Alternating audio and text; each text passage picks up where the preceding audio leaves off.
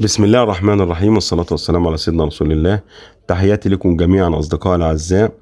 بعد السلام عليكم ورحمة الله وبركاته. يا صباح الفل على كل متابعينا الأعزاء في قناتكم، قناة الدكتور مجدي عبد الستار للاستشارات الثروة الحيوانية والطب البيطري. النهاردة هنتكلم عن مرض البروسيلا أو الحمى الملطية. طبعا واحد من أصدقاء القناة ومعانا على الجروب راح اشترى 35 نعجة برجي. المفروض ان كلهم عشار من مطروح، وسافر مشوار طويل جدا وكلف على نفسه كتير. وبعد ما وصل ارضه لاحظ ان الكبش اللي معاه قاعد طول الوقت. طبعا صورهولي طبعا، وانا كان بعيد عني وما قدرتش اروح له، بس بناء على وصفه قدرت ان انا احل المشكله. ان الكبش ده ممكن يكون عنده التهابات شديده بسبب البروسيلا، ونصحته يحل البروسيلا وقال لي صعب ومش سهل عليا ومشوار بعيد. لكن بدأت تحصل عنده حالات إجهاض كتيرة، وللأسف اضطريت ان انا اروح واسحب عينات، والمزرعة دي موجودة في فيديو عندي على القناة. حللنا طبعا، لكن متأخر، واكتشفنا ان اكتر من نصف القطيع كان عنده بروسيلا. وطبعا قررنا انه يتخلص من النعاج اللي عندها بروسيلا، ويعزل النعاج اللي طالعة سليمة ويحللها تاني بعد 21 يوم. الحمد لله طبعا خرجنا من المشكلة، لكن حصلت مشكلة تانية، ان المرض كان فعلا اتنقل ليا انا. ليه بحكي لكم القصة دي؟ عشان النهاردة كلمني شخص تاني مشتري بقرة لبن بتجيب 32 كيلو لبن، وتمنها يعني ما يقارب من 100,000 جنيه، وطلع جابها من المنوفية ومشي مشوار. وده أنا كنت موصيه يحلل بروسيلا قبل ما يدفع فلوس الحيوان. للأسف بعد ما فحصها طلع عندها بروسيلا، لكن ده عرف يرجع فلوسه تاني فورا، بس خسر قيمة المشوار. والعربية اللي راحت وجت دي سهلة، ولكن للأسف الاتنين غلطوا غلطة كبيرة، انهم مش حللوا بروسيلا قبل الشراء. يعني يا دكتور البروسيلا بتيجي في الغنم؟ بتيجي في الغنم والأبقار. هل كل ما هشتري غنم هعمل تحليل بروسيلا؟ طبعا ايوه، تعمل تحليل بروسيلا، مش هيكلفك 100 جنيه. احسن ما تخسر نعجة اقل حاجة تمنها 8000 جنيه، ولا بقرة تمنها شيء وشويات بتعدي 100,000 جنيه.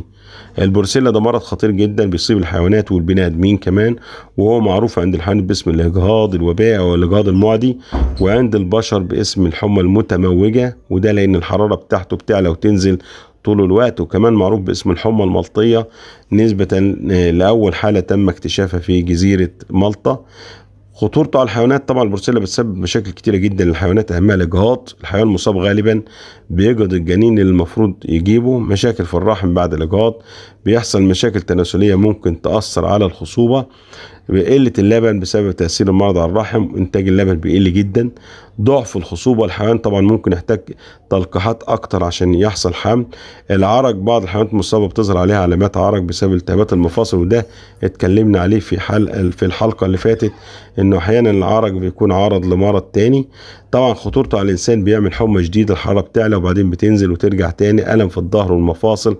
الشخص المصاب بيحس بتعب في العظام والمفاصل، عرق كتير، وريحته مش كويسة. تأثيرها طبعا على الرجال ممكن يسبب عقم لو ما تعالجش بدري. بيأثر على الستات الحوامل، برضو ممكن يسبب إجهاض. طرق انتشار العدوى، البروسيلا بتنتشر بعدة طرق. طبعا الاتصال المباشر بالحيوان المصاب، تناول أكل أو شرب ملوث، إفرازات الحيوان المصاب، اللبن الغير مغلي كويس أو الغير مبستر، استنشاق هواء ملوث بالبكتيريا خصوصا في المزارع والسلخانة.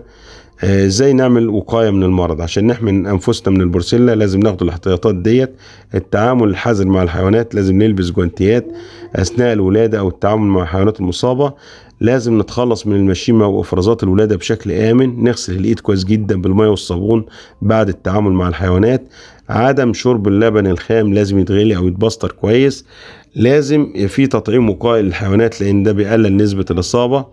إبلاغ الطبيب البيطري فور ظهور أي أعراض على الحيوانات. طبعا حماية الإنسان من الإصابة، الأطباء البيطريين، الجزارين، المزارعين أكثر عرضة للإصابة، فلازم يلبسوا جوانتيات ويتجنبوا لمس الحيوانات المصابة بإيدين مجروحة. استخدام المطهرات بشكل مستمر خصوصا في المزارع. الحرص على النظافة الشخصية وغسل الإيد بعد أي تعامل مع الحيوانات. فترة الحضانة بتاعته يعني الوقت اللي من الإصابة لحد ظهور العرض بتكون أسبوعين لحد سنة كاملة. عشان كده ممكن الحيوان يكون حامل للمرض وانت مش واخد بالك. طبعا البروسيلا مرض خطير لازم ناخد حذرنا منه كويس.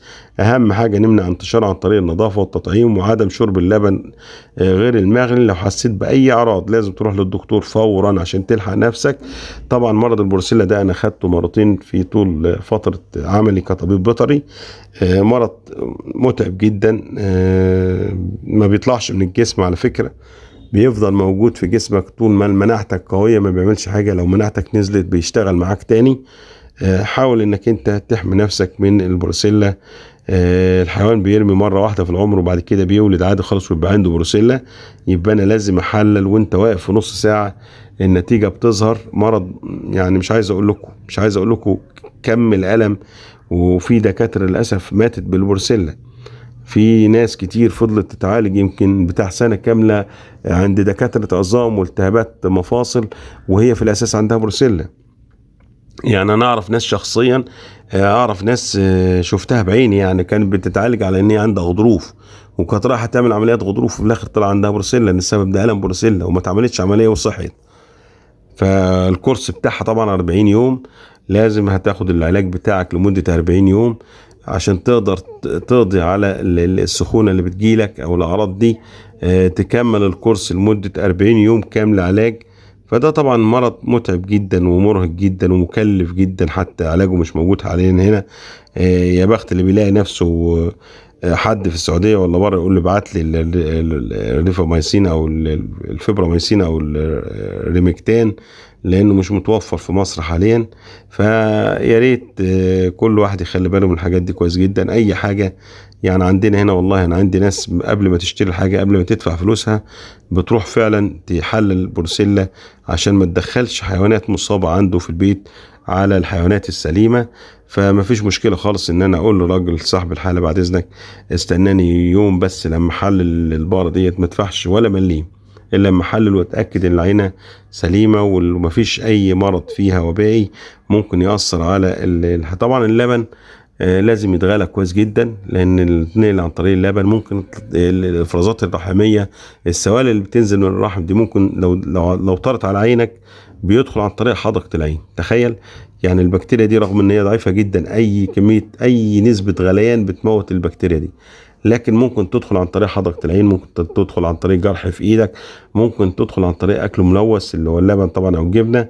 يعني انا اعرف ناس ما عندهاش حيوانات خالص، ما عندهاش بهايم خالص ولا عمرها ربت بهايم واخدت البروسيلا. يا عم اخدته ازاي؟ جالك منين؟